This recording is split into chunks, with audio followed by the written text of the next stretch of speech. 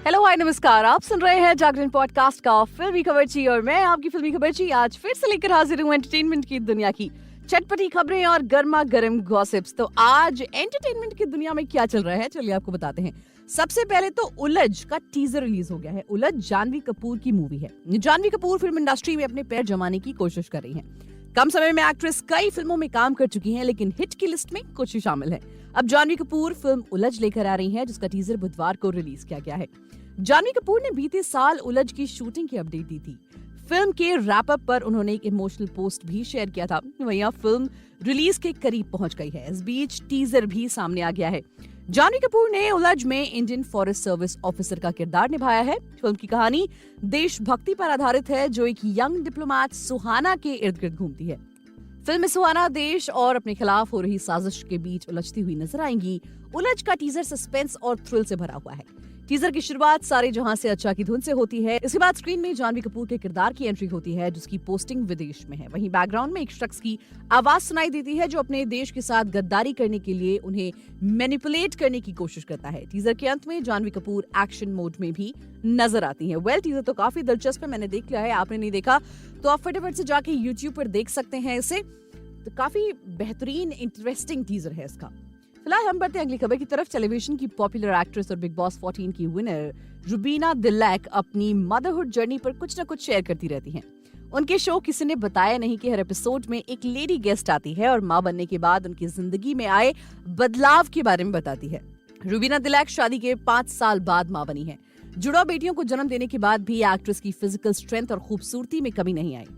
किसी ने बताया नहीं शो करने के साथ ही रुबीना अपनी बेटियों का भी ख्याल रखती हैं। हाल ही में उन्होंने पॉडकास्ट के दूसरे सीजन में मां बनने के बाद के एक्सपीरियंस को शेयर किया। इस दौरान उन्होंने बताया कि उनकी एक बेटी के साथ क्या हादसा हो चुका है। रुबीना दिलैक ने बताया कि उनकी एक बेटी इधा के साथ कुछ दिन पहले ही एक हादसा हो गया था। वो बेड से साइड बदल रही थी और इतने में ही वो गिर गई। नन्ही सी जान के बेड से नीचे गिरने की बात सुन रुबीना की जान निकल गई थी। उन्होंने बताया कि जब ये हादसा हुआ तब वो शूट पर थी। एक्ट्रेस ने बताया कि हादसे की जानकारी होते ही उन्होंने अपनी बेटी का हालचाल लिया और भगवान का शुक्र है कि उसे चोट नहीं आई और वो बिल्कुल ठीक थी। ये बात अभी कुछ दिन पहले की ही है। वहीं बात कर लेते हैं मलाइका अरोरा की। देखिए, ग्लैमर और हॉटनेस के लिए फेमस मलाइका अरोरा प्रोफेशनल से ज्यादा पर्सनल लाइफ को लेकर सुर्खियां बटोरती हैं। अरबाज खान से अलग होने के बाद मलाइका अर्जुन कपूर को डेट कर रही हैं। अरबाज ने तो दूसरी शादी कर ली। अब मलाइका दूसरी शादी कब करेंगी, इसका सवाल उनके बेटे अरहान ने ही पब्लिकली उनसे पूछ लिया। मलाइका और अरबाज के बेटे अरहान खान फिल्मों से दूर हैं, मगर असिस्टेंट डायरेक्टर के तौर पर वो अपने करियर की गाड़ी शुरू कर चुके हैं। अरहान खान इन दिनों दम बिरयानी शो को होस्ट कर रहे हैं। ये एक पॉडकास्ट शो है जिसकी शुरुआती एपिसोड के मेहमान अरबाज खान और सोहेल खान थे। अब मलाइका ने अपने बेटे के शो में हाजिरी लगाई है। दम बिरयानी के लेटेस्ट एपिसोड में व्यूअर्स को बहुत कुछ मसालेदार देखने को मिलेगा। इसका टीजर रिलीज किया गया है। मलाइका अपने बेटे से कुछ ऐसे सवाल करती हैं जिसे सुन यूजर्स हैरत में आ गए। सामने आए वीडियो में एक्ट्रेस अपने बेटे से सवाल करती हैं उन्होंने वर्जिनिटी कब लूज की। ये सुनते ही अरहान सकपका जाते हैं, मगर इसके बदले में वो अपनी माँ से ही ऐसा कुछ पूछते हैं जिससे उनकी बोलती बंद हो जाती है।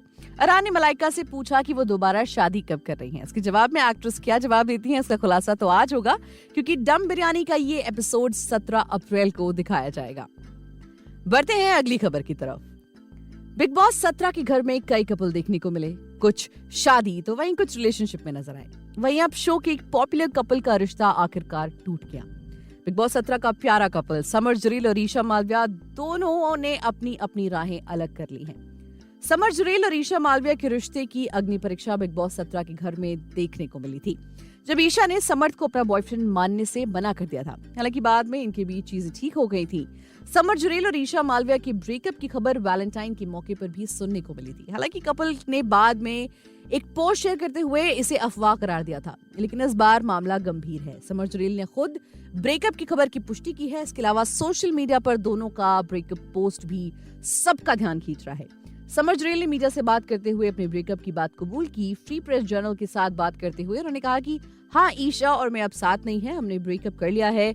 जो हुआ मैं उस पर बात नहीं करना चाहता हूँ। बात बस इतनी सी है कि अब हम साथ नहीं हैं। समर जुरेल ने इंस्टाग्राम पे एक पोस्ट किया जिसमें उन्होंने लिखा what's meant for you will stay. उसके बाद लोग लगातार कयास लगा रहे थे, लेकिन समर ने भी अब खुद ये क्लियर कर दिया है। बढ़ते हैं अगली खबर की तरफ और बात कर लेते हैं कैलाश खेर की। राम मंदिर प्राण प्रतिष्ठा समारोह में पूरा बॉलीवुड शामिल हुआ। यहाँ कंगना रनौत, अमिताभ बच्चन, रणबीर कपूर, आलिया भट्ट, विकी कौशल, राजपाल यादव के साथ लगभग पूरा बी टाउन उमड़ पड़ा था। राम मंदिर प्राण प्रतिष्ठा में शामिल होने की खुशी इन स्टार्स के चेहरे पर साफ नजर आई। कंगना रनौत, अनुपम खेर, लगभग सभी ने श्री राम जन्मभूमि में प्राण प्रतिष्ठा को देखने और भव्य राम मंदिर के निर्माण पर खुशी जताई थी। सिंगर कैलाश खेर ने भी प्राण प्रतिष्ठा की खुशी में अपनी बात रखी है। उनका कहना है कि श्री राम के बिना भारत की कल्पना नहीं की जा सकती। दैनिक जागरण से बात करते हुए कैलाश ने कहा कि मेरे प्रभु श्री राम के बिना भारत नहीं, यहाँ के कण-कण में राम है। कैलाश ने कहा, हमारी तो बरसों की सभ्यता है जिसमें राम राम कहा जाता है। इस युग में 500 वर्षों की प्रतीक्षा खत्म हुई है। श्री राम को उनका भवन मिला है, इसलिए ये रामनवमी श्रद्धालुओं के लिए खास है। मैं जब अयोध्या पहुंचा तो वहां पर मेरे साथ एक बड़ा दिव्य चमत्कार हुआ था। प्राण प्रतिष्ठा के बाद मंदिर में दर्शन के लिए बड़ी भीड़ हो गई थी। मुझे और सोनू भाई यानी कि सोनू निगम को लगा कि अब दर्शन नहीं कर पाएंगे। प्रभु राम का चमत्कार तो देखिए। उन्हें लगा कि उनके बच्चे मिले बिना चले जाएंगे। हम जैसे ही मंदिर के बाहर निकले, सामने स्वयं योगी आदित्यनाथ जी खड़े थे। उन्होंने पूछा, दर्शन हो गए?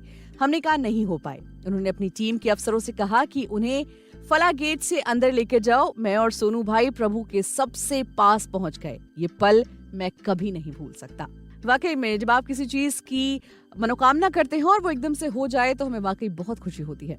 फिलहाल इस एपिसोड में आपसे लेंगे विदा। मिलेंगे आपसे अगले एपिसोड में एंटरटेनमेंट की दुनिया की और भी चटपटी खबरों के साथ।